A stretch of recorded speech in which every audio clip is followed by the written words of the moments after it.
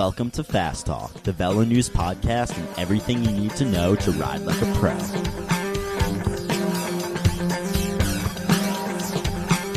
Hello and welcome to another episode of Fast Talk. I'm Chris Case, managing editor of Velo News, joined as always by the stalwart, Coach Trevor Connor. Today, we're going to delve into the second part of our series on strategy and training for particular races. This episode is all about Hilly road races and winning the GC at a stage race. If you salivate over 12% grades, if your heart beats a little bit faster when you think about suffering in a race against the clock, then this episode is for you. Last time we talked about flat races and crits where the sprinters tend to come out on top. If that's you, don't worry. We'll still talk about what you can do in these types of races. Some of the things we'll touch upon today include: 1. Is there ever a race where you truly don't need a sprint? 2.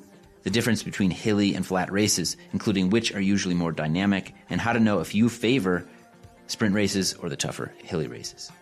3. How to approach a hilly race, both in terms of strategy and how to train for them. Hint, it's not just about dropping weight. 4. The elements of a stage race, including the crit, time trial, and road race, in which you should potentially be focusing on. And finally, 5. The difference between how pros and amateurs race these events, and why trying to imitate what you see at big pro races may not always work. Today we're talking with two members of Rally Pro Cycling. Team manager Pat McCarty has spent much of his life racing. As a junior, U23, on the World Tour, in Europe, in the US, crits, climbing races, he's done it all on teams big and small. One of Team Rally's team leaders, Evan Huffman, is known for his skills as a breakaway rider and time trialist. He's coming off a phenomenal 2017 season. We caught Pat and Evan on the road while racing their spring campaign in Europe, and because of their schedules, we had to talk to them at separate times. Coach Connor said that with his masterful podcast editing skills, you'll never be able to tell we aren't all in the same room. So, I apologize ahead of time for a few rough transitions. We also had a chance to catch up with two riders on the Trek Segafredo World Tour team. Keel Reinen shares thoughts on how the region you come from helps determine what style of racing you may like. And Tom Skunch discusses how Grand Tour GC riders and Classics riders have to train differently. We should also note that the training piece in the May issue of Velo News is all about how to approach both flat and hilly races. So, click into your pedals, put it in the big ring. Let's make you fast.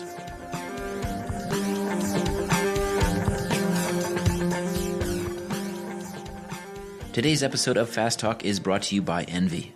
With Envy's new G23 rims, the Utah-based brand has targeted rim geometries that favor the wider tire treads and volumes that have proven to be the most fun. With an inner rim width of 23 millimeters, the G23 is designed to be paired with gravel treads between 35 and 45 millimeters for all your off-road adventures.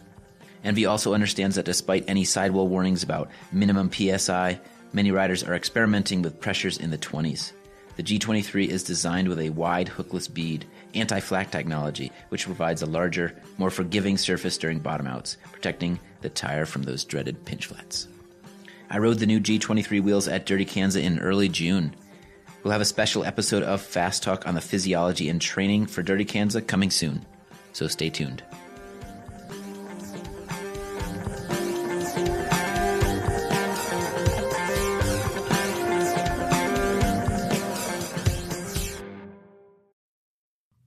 Not every race is created equally. Not every rider is created equally. Let's talk about hilly races and stage races. But first, let's ask the question to Evan. Is there such a thing as a race where a sprint isn't important? I think it's pretty rare in cycling, but maybe a long time trial. You don't need to sprint. That would be one place. People generally associate climbing as the opposite of sprinting, but a lot of times it's just a sprint uphill. Right. So let's get into hilly races and stage races. Now, this is the type of racing that you like, I assume. It seems like it's the type of race that you're built for, in a way. How did you get good at hilly races? What were the things that you worked at? What are the things that you naturally bring to the table that make you good at hilly races? I don't know. I guess a lot of it is somewhat natural, just having more endurance and enjoying doing those longer, harder efforts. sometimes a lot of flat sprint days, you're just kind of cruising around easy all day. And I would enjoy more to ride hard all day. Yeah, when I think about it, it kind of just seems like that's just kind of what I prefer to do. I prefer to ride hard all day. It sounds like it's driven both by your physiology, but also mentally. They're more exciting to you. They're more perhaps mentally engaging, and that's why you like them. But it just so happens that your body is built for them too. Is that what I'm hearing? I think so, yeah. So it's interesting that podcast we did earlier about the flat style racing. We talked about different types of riders. And you really touched on something that to me separates two key types, this all-arounder or time trialer versus the flatlander or sprinter. I can always tell when somebody is kind of naturally the sprinter type, they don't like to go hard all day. They like to kind of sit in and go easy and then have that 5-10 minutes where they are absolutely on the rivets, which I actually find time trialers don't like that huge 5 minutes way above threshold intensity at the end of a sprint race, but they kind of like to go hard all race. It certainly sounds like you fit that mold to a degree. Yeah, I think that's pretty accurate. Yeah. And would that function of people's physiology and the muscle fiber types that they possess naturally, Trevor? Yeah, that's a good question. That's a chicken or egg thing that I don't have an answer for. Is it what they like lead them to being that particular type, or does being that particular type create what they like? I certainly think sprinters have that huge above threshold ability, so they enjoy that end of the race that the time trialers don't. And because they enjoy it, they might be really focused on making sure they're ready for it and not trying to waste too much energy. Since I couldn't give you a good answer, let's hear what Kiel Reinen, a veteran rider from the Pacific Northwest who rides for Trek Segafredo, had to say about sprinters versus climbers at pro races. He also had some interesting thoughts on how much the style of racing we're exposed to drives our preferences or vice versa. Okay. Reminds me of a couple years ago, I interviewed Carter, and he commented he was shocked how fast the sprinters could climb. And his comment was, over there, everybody is really strong at everything. It's just the climbers climb a little bit better. The sprinters sprint a little bit better. So it sounds like you're saying a similar thing, which is you have to have all assets. The whole race is going to hurt. It's just which assets you have a little bit better. Yeah. I mean, certainly the percentages, the differences between top and bottom there are smaller, just because it's a bigger talent pool. And I think anytime you have a bigger talent pool, you end up with smaller differences between the top and bottom of the group. Traditionally, the races in Europe are longer. They definitely seem to be able to hold sort of a higher average wattage leading up to the big moment of the race, whatever that is, some short punchy climbs or a sprint or whatever. The sort of average wattage over there is just higher, but that doesn't mean that it's inherently more difficult. It just changes what you need to train. And if you're good at that, then maybe it's easier for you than in the US, where we kind of almost dilly-dally until the big moment of the race, and then it's this really big power push. I think that the wattages we do on climbs in the US are really similar to the wattages we do in Europe. It's just that in between those climbs, you're averaging 300 watts instead of 200 watts. And it adds up to more kilojoules. But it's like, for me, usually the hardest races are the ones where I'm sick or undertrained, or, it's rarely the races where I had my biggest kilojoule load or my highest average watts. Those are days you feel good. The hardest days are the ones when you don't, and you have to go hard anyway. Yeah. And I always remember there's this story of the Seiko development team, it was the Mapei development team coming over to the U.S. to do the Air Force crit. And all these guys are warming up on rollers, and the Italians are roaming around just laughing at them, thinking, this is an hour-long race. What are you warming up for? And I think the entire team was out of the race in 3 laps.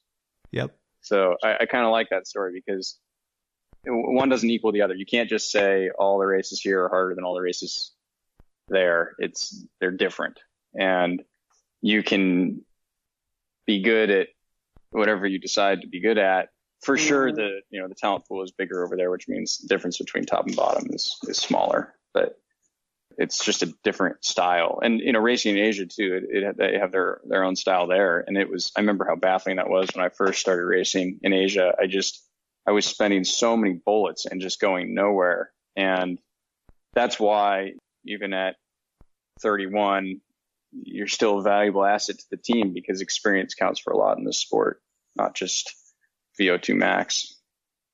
So that, just think it out loud here, that raises an interesting question of, does the way they train in these different locations kind of create the style of racing that they prefer in each location? Or is it that the style of the racing has dictated how people train? Or is it something else? No, I think it's the prior. I mean, I know that I like races with short, punchy climbs, and that's not a coincidence. That's what I grew up with. And, the terrain you train on definitely changes the type of rider you are. And, each country definitely has its own style. And I think a lot of that has to do with the landscape. And there's so much history in these races, the way they've been raced, like Scheldeprijs. That race always is a big sprint, and everybody knows it's a big sprint when they go to it. It doesn't have to be a big sprint, but it was for a lot of years, and everyone got in their head that it's a big sprint. So guys don't go on the attack. And, there's a lot of underlying, what do you call it? I'm so jet lagged. My vocabulary goes out the window, but like, you make a lot of presumptions about the race that you're only basing on past experience or other guys' stories about what traditionally happens. And the truth is, races are as hard or as easy as we make them. If you go up the Alpe d'Huez twice in one day, it doesn't have to be hard. You can do it easy. It just that no one in the field is going to make that agreement.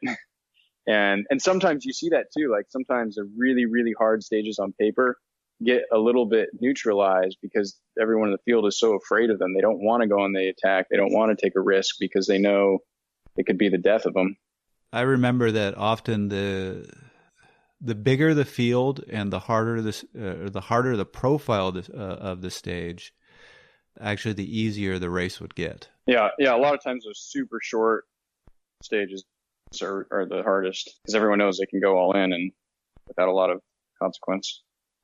Let's get back to our conversation and hear what Pat McCarty has to say about Hilly races. So let's talk about Hilly road races, ones where you don't necessarily need as much of a sprint at the end, which is certainly the type of race I like better. And are there different strategies? Or when we talked a month ago about flat road racing, you said really it's the most predictable race out there. Is this different? Is this a far less predictable race? And are there different strategies? Or is it really just, hey, there's a big hill at the end, we're going to go hard there?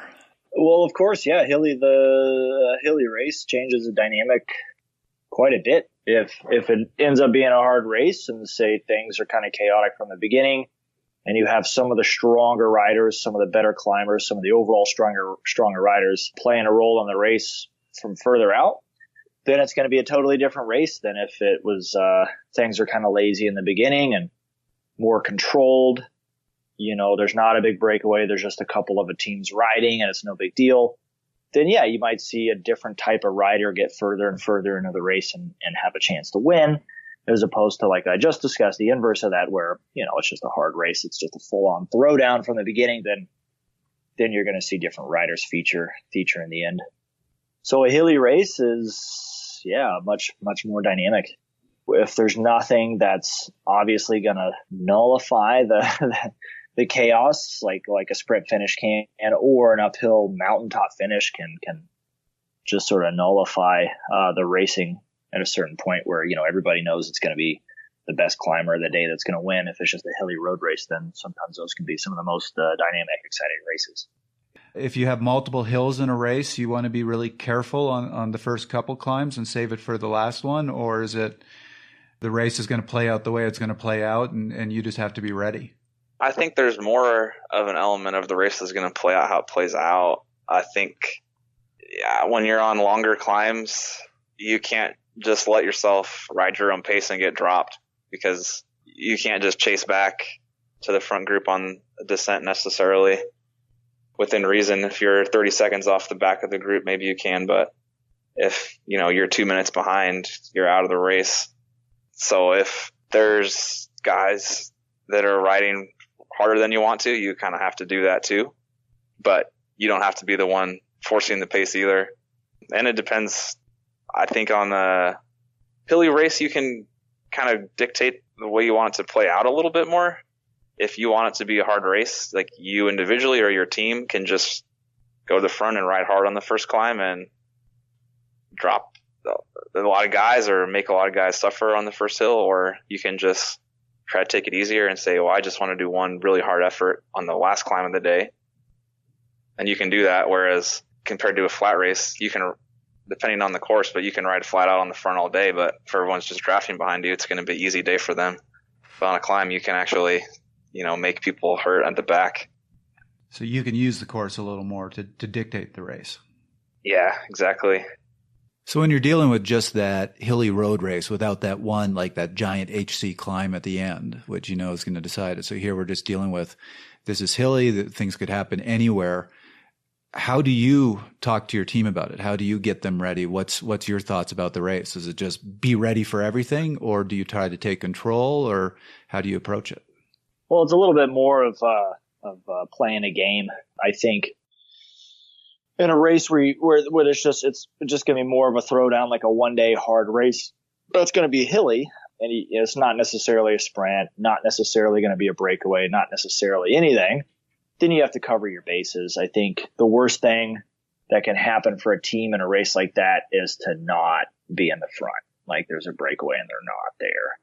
Because then you have to waste energy to get the race back under your control, in a sense. So losing control of the race, not being at the front, or not being at a position where you're still going to have an opportunity to win later on is well, you've made a mistake, and you have to either correct it or you're going to lose. And the same thing at the amateur level, at the professional level. So it's just all about instructing your riders to be mindful of certain things, certain combinations of scenarios, knowing when and how to respond before it's too late. If you remain in control the whole time, you have presence, you have a rider on the brake, you're always near the front of the race, then it's also instructing them to know how to not, be overzealous, to save energy, to conserve.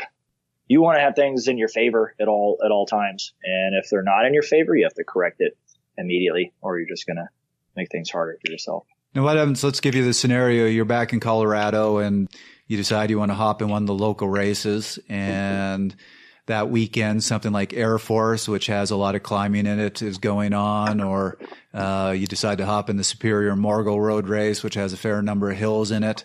How are you as a solo rider going to approach that? Are you going to go into it with a plan, or are you just going to try to read the field, see what's going on, and then decide real time what you're going to do?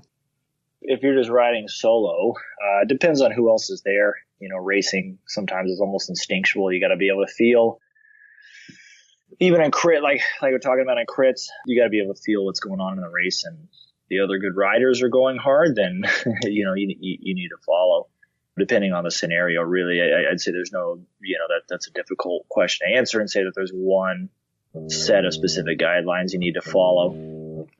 So basically you're saying you're not going to show up to one of these races with something as simple as, at the 40-mile mark, I'm going to break away and try to go solo. It is much more you got to read the situation, read who's there, and then adjust your strategy accordingly. Yeah. I mean, it's good for any rider to inform themselves of all the pertinent information that around a race, the course, the weather, the other teams, the other riders that are there. And if you're riding well, you're strong and you're good at conserving and then knowing what moments to push and not push, then yeah, you're going to give yourself a good shot.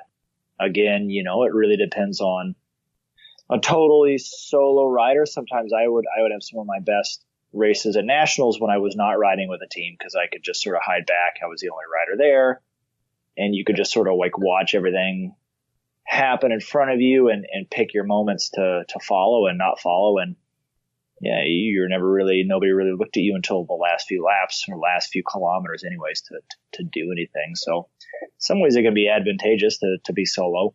There's no obligations necessarily for you to do anything except sit back, watch, and then you can use the element of surprise. Evan, let's switch briefly to climbing in a stage race and how it may be different from a hilly one-day race. If you're in a hilly stage race where your focus is GC, since you have such a strong time trial, do you conscientiously try to climb at a steady pace like a time trial, or do you go with the attacks and try to hold the wheel of those punchier climbers?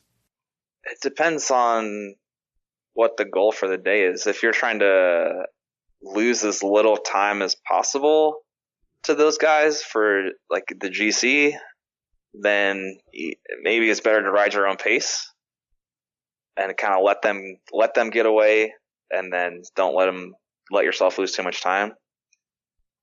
I said you can kind of only do that on the last climb. If you're doing a stage that has 4 big hills on it, you need to stay with them on the previous climbs.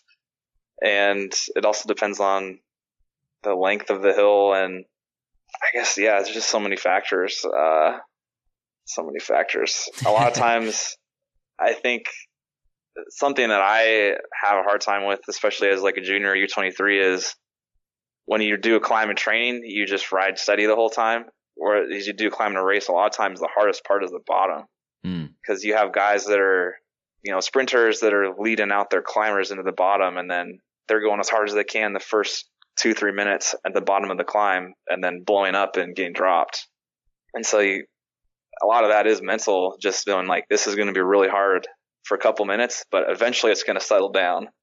And so sometimes you just have to do that big effort at the beginning, especially if it's a flatter climb where you can draft, because then you can kind of, once it settles down a little bit, then you can try to recover. I have to imagine there's a difference between you're on a climb in the middle of a stage race, you're the GC guy, and 20 riders are going up the road. At that point, you have to respond to that. You have to go with that, or you'll never see them again.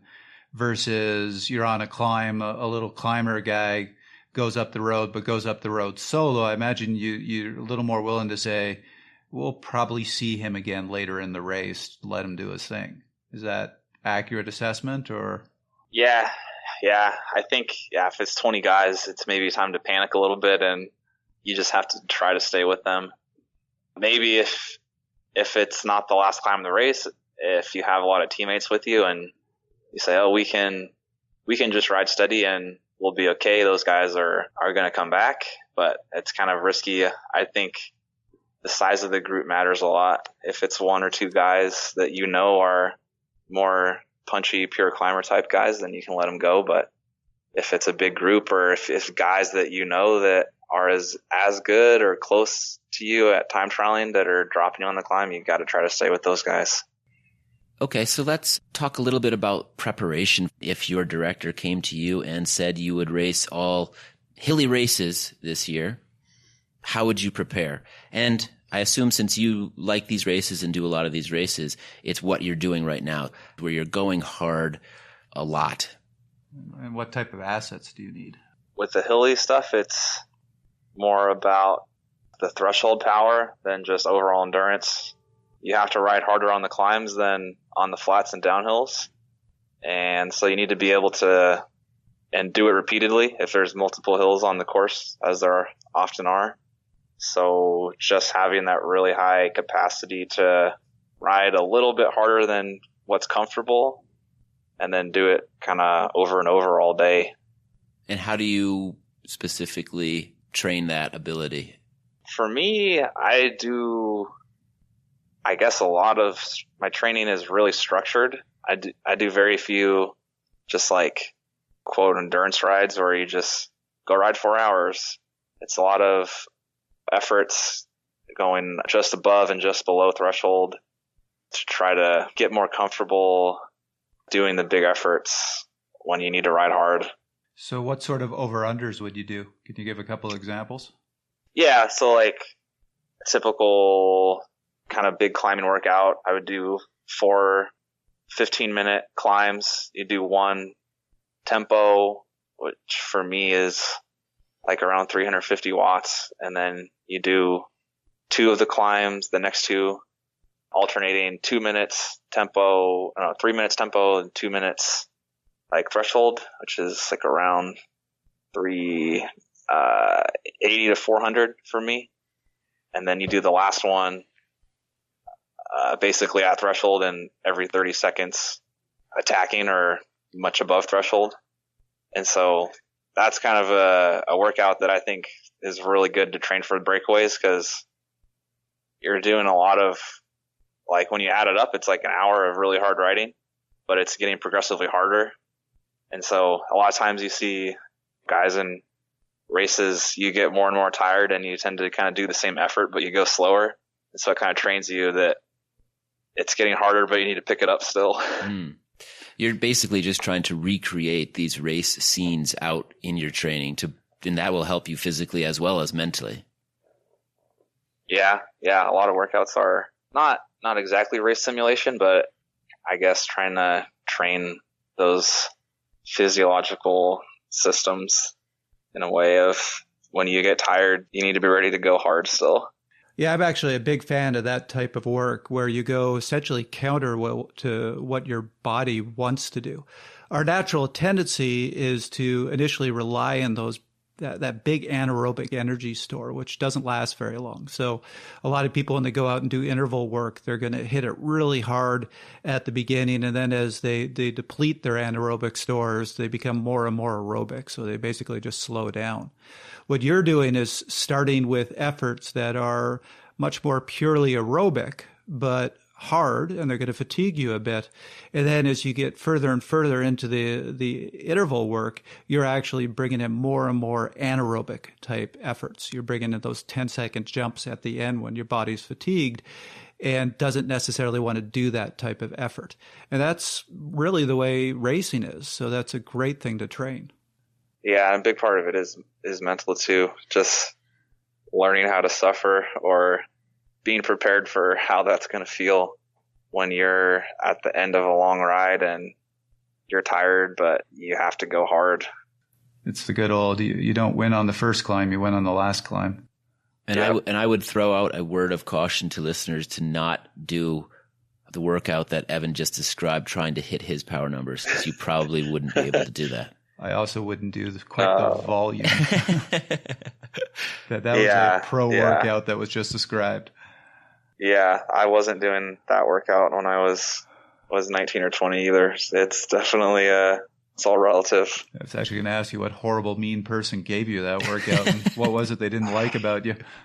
Yeah, sometimes it can be a love-hate relationship with the coach, but I think that's probably a good thing. I get coached by Jesse Moore. He lives in Sacramento as well. He used to race for Cal Giant when I did in 2011 and 12, but he does a triathlon now.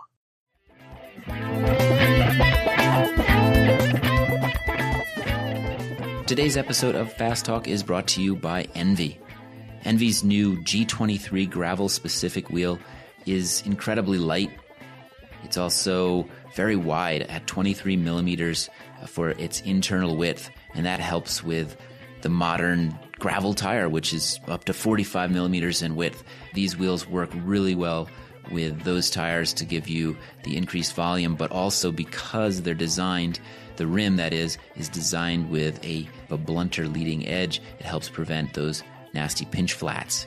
I rode these wheels out at Dirty Kansas last month, and you'll get to hear all about my training, the experience of Dirty Kansas, in a special episode of Fast Talk next week on the physiology, the science, the training, and the gear of Dirty Kansas. Today's episode, again, sponsored by Envy. All right, let's get back to the show.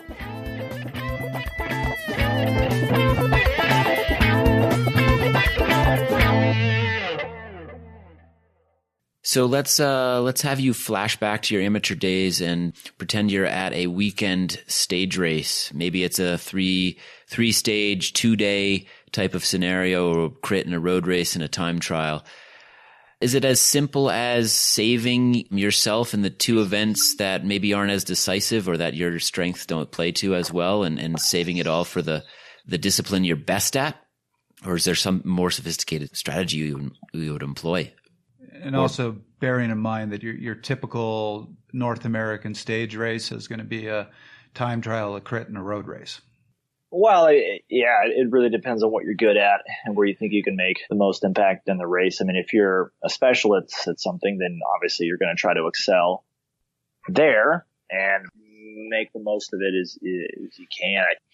The trickiest thing is for a pure crit rider to go out and win the 3-day local stage race. But if you get a good time trialist or a guy that's really strong in road races, then maybe you have something. You can focus on your one event and then try to do your best to mitigate losses everywhere else or stay at the front of the race. Evan, your thoughts? Yeah. So talking about kind of a shorter, maybe 2 or 3 day stage race, you need to be pretty well-rounded and competitive at, all 3 or 4 stages. Depends on the route still, as always. If it's a crit and a flat road race and a time trial, the race is probably going to be decided in the time trial. If there's a really hilly road race or circuit race, then maybe you need to be more focused on the climbing than the time trial. It also depends on the length of the time trial and things like that. But in general, you need to be pretty competitive at every event, I would say. And then compared to a 1-day race, the biggest thing is the recovery. If, you win the first stage or you do really well in the first stage, but then, you lose a bunch of time on the next day, it kind of doesn't matter for the overall. So you got to be ready to compete every day, every stage. Now, I noticed when you said which race it's going to come down to, you never brought up the crit. It doesn't sound like if you're the GC guy, you're going to be trying to win the race in the crit. I think in general, not. If it's going to be a really tight race that doesn't have a time trial or a really short time trial, then maybe you can see the race come down to time bonuses in the crit or a small breakaway in the crit. I would say most stage races, it doesn't come down to the crit. That said, the crit is still a race you have to do and you have to get through, and you can waste or save a lot of energy in the crit. You can still lose time in the crit. You can crash in the crit. So you got to be a good crit racer for sure, or good enough. But I would say it's usually more of a situation where you can lose the race in the crit, but much harder to win it in the crit. But you make a good point that you might be at a stage race. You're going to have some guys who are just going to show up and say, I'm here for the crit. I'm not necessarily here to try to win the stage race. And if you're there to win the stage race, I imagine that could be an advantage. You almost want to let those guys win the crit because they're not a threat to you. Is that the case? Sure. Yeah, absolutely. I think, if you're leading the race at that point, you still have to be careful. You have to know the other riders, know the field, know what's happening in the overall, get out and write all the numbers down on a piece of tape and put on your stem and make sure you're informed during the race. You could miss out on something just by making a mistake or not paying attention, for sure. Yeah, or you could be on the other end of that and you could try to create some chaos and get lucky, and maybe the guy that's leading the race is falling asleep, and something like a crit is actually to your advantage because there's some chaos there that can ensue even more so than in a road race, and definitely free of the control of a time trial where you're just paddling by yourself. A crit, you could actually take advantage of the chaos and maybe try to distance yourself. What if you had a stage race where the first day was the road race, second day was the crit, and the third day was the time trial, and you thought, man, that time trial is going to make the difference? How do you race the first 2 stages? I think you just need to try to use as little energy as possible and keep the field together for a field sprint. If you have a strong team, it's a little easier. And then you also need to consider sometimes you have a rider who's a really strong time trialist but can also sprint, and you need to look, if this guy wins the first 2 stages and gets 20 plus seconds of time bonuses, maybe I can't make that up in the time trial. So maybe you do need to try to find some way to sneak some time. Should you just be racing every event as well as you can, or is there any benefit to sandbagging? Meaning, let's say you have a scenario where it's a time trial, then a crit, then a road race. You might be strong enough to win the time trial, would it be an advantage to hold back just a little bit, try to get like third or fourth in the time trial so you're not in the jersey, and then catch guys off guard in the road race? Or is that just too dangerous an approach? I think if you're starting a stage race off with a time trial, you have to put 100% effort into it. You're just hedging your bets. There's no reason not to. The road race, yeah, you got to be a little bit more careful, more guarded with your efforts and your energy. I think, if you see an opportunity, sometimes, yeah, there's some place to take some risks. And then, you get to the criterium. And I think that's, depending on what kind of rider you are, I think that's, from my experience on the local scene in crits, I've definitely seen more chaos ensue in both the road race and the crit than anywhere else. Probably the road race is potentially the biggest deciding factor of the local stage race. So typically in a North American race, you're going to see on one of the days, time trial in the morning, crit in the afternoon. So if you're trying to win the GC, you're obviously going to have to kill yourself in the time trial and try to do very well. How do you turn around and get ready for the crit? Yeah, I think just the normal stuff. You got to get your recovery in, make sure you're staying hydrated and fueled properly, and just know that you are going to be tired, but so is everybody else because they all did the same time trial. Yeah, even if guys maybe didn't quite push it 100% like you did, they're not going to just ride away from you in the crit necessarily. Yeah, the double days are definitely tough because it's a much tighter turnaround. You don't have the full night of sleep, but yeah, just focus on the basics. I would say eat, hydrate. Should you do a longer warm up for the crit or a shorter warm up, or just your typical warm up? I think shorter. I think at least for me, I think you see a lot of times in the stage races that have just a single day crit in the afternoon. Guys will do an easy ride in the morning. And then oftentimes you'll feel a little better in the crit, not have to warm up as much for the crit. So I think if you are doing a double day stage race with a time trial in the morning, crit in the afternoon, you probably don't need to warm up a whole lot. I think it's almost more important to do a good cool down after the time trial.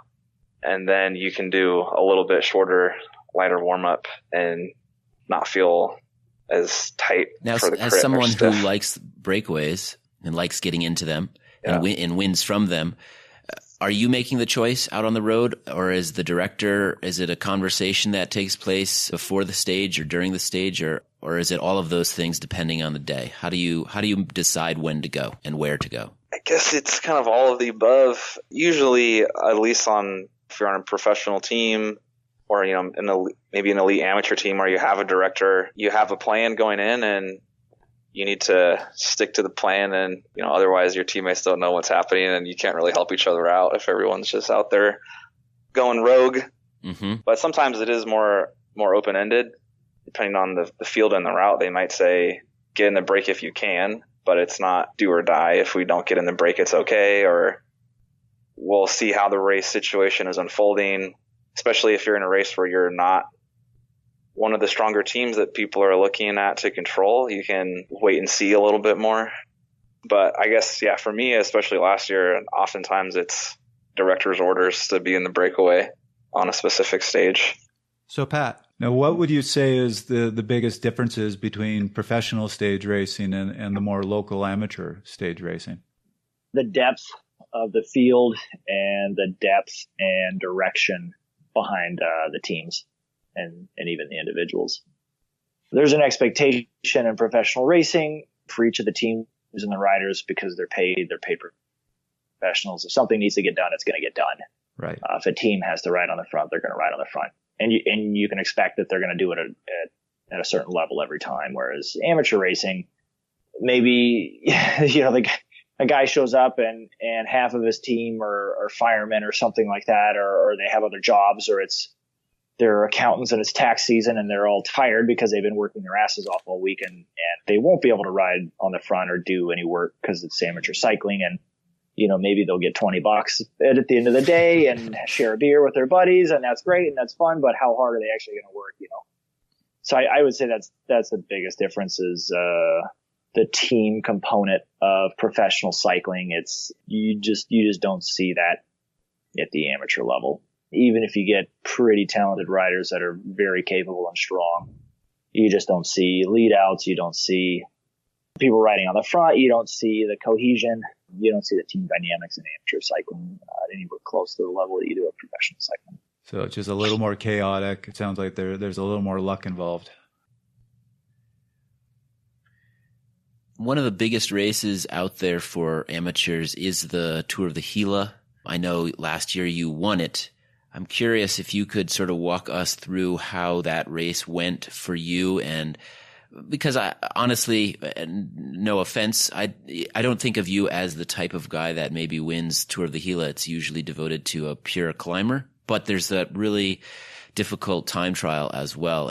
How did that race play out for you, and how did you capitalize on your strengths to win that race?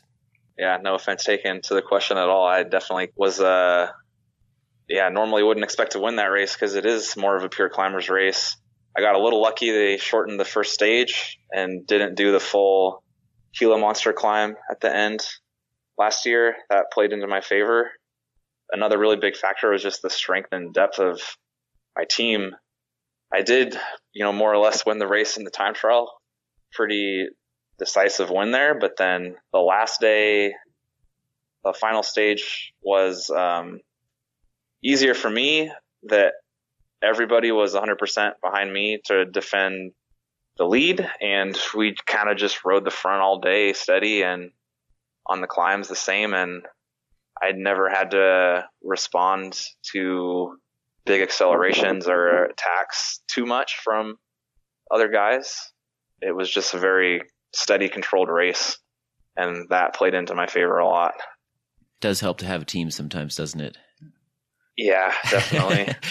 As the consummate domestique, since I have no sprint, that is one thing I have learned over the years, is there's this particular sweet spot pace you can drive on the front that's not so hard that you're going to destroy the field and destroy yourself, but hard enough that it really just encourages everybody to sit on your wheels and not attack.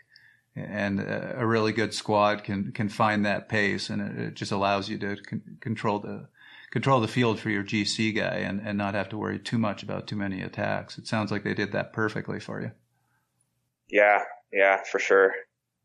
People attacked for sure, and it was hard, and we had to chase a little bit, but we had the guys to do it. Where that when that did happen, I was suffering quite a bit for sure, but I always had teammates with me, and I was getting whatever draft I could on going uphill. So that was a big advantage. Okay, so I got to ask, how come they took out the Gila monster? Oh, sorry. I think I misspoke. It's not the. I guess the Gila monster was the last day. Yeah, the Mogollon. Okay. Yeah, that was my bad. I guess there was some kind of landslide or road construction. The road was unusable, apparently. So there's kind of a short climb before, and then a plateau for a little bit before the kind of real proper climb. And so we finished at the end of that. So it was kind of a reduced, well, I guess my teammate Mateo won solo, but behind him it was a reduced sprint. So, I guess we'll never know how the race would have been different if we had done the full climb, but theoretically I would have lost some time to the better climbers like TJ Eisenhardt or Gavin Manion that were in the race. But that's bike racing, I guess. Sometimes the route changes. So going back to the question we've been asking the whole way along, team managers came to you, your season is all stage races, you're the GC guy. What are you going to change about your training, or what are you going to focus on in your training? What assets do you need? I think being well-rounded and being good at everything, but also even more so the day-to-day recovery and endurance. So doing, 3, 4, 5 hard training days in a row to build that up. And when you get to the last day, Tour of the Gila is a good example. The last day is probably the hardest, and you see the GC changes hands quite often the last day at that race. So you have to be physically and mentally prepared to race hard for 5 days. And I think just kind of trying to simulate that in training is the biggest thing, besides working on the time trialing, working on the climbing, working on the sprinting. So it's kind of a jack of all trades. Is it good to have one that's a real strong asset, or is it really almost kind of like this is the triathlete of cycling? You just need to be pretty good at everything. I guess, I don't know. For the most part, time trialing, I guess, is the most obvious. I don't want to say easiest, but the time trial is maybe the most obvious way to gain and lose time in a stage race because you're by yourself. It's kind of conducive to time gaps. Whereas if you're a really good sprinter, you can't really make up time in a sprint, except for time bonuses, obviously. And climbing, you can make some big gaps, but you're kind of limited to if guys can climb with you, then if you can't drop them, you can't drop them. But if you're a time trial, you're already by yourself, so you just have to go a little bit faster than they do. But like everything, it depends a lot on the course. If you're doing a race where it's a flat crit, a flat road race, and a long time trial, you need to be really good in the time trial. But if it's maybe a shorter time trial and it finishes on a huge mountain, then you need to be better at the climbing to win the GC there, probably. I don't know. I would lean towards time trialing, but I think it depends a little bit on kind of the arena you're at. I guess with the U.S. stage racing, the time trial probably weighs a little more heavily. With the bigger European stuff, probably the climbing's more important. Tom Skunch, a World Tour rider with Trek Segafredo, is known for his classics ability. We caught up with him while he was preparing to race the Giro in 2017, which unfortunately he couldn't race due to a bad concussion at the Tour of California. He talked with us about preparing for the Tour and the difference between Tour and classic riders. For sure, I'll try and do more stage races beforehand, and that's how you build the base as well, and that's how you get that long sustained effort. But at the same time, I'm not going to go for the GC, so no. But one of the key differences between especially GC riders and Grand Tours is that the focus in training is different, because for them, the actual way to win a race is just drop everyone on a climb or win the time trials. And that is sustained, controlled effort. We've seen how Froome does it, just dangles off the back and then comes from the back and smashes everyone. So he just has that one constant number he can keep on. Well, not him necessarily, just those riders focus on that one number they can keep on going forever and ever. Whereas me and classics type of riders, we have to focus a lot also on the ability to just go hard as you can, 5 minutes at a time, 10 times per ride. Just because every little punchy hill, every little acceleration, that's what it is. So the training's different.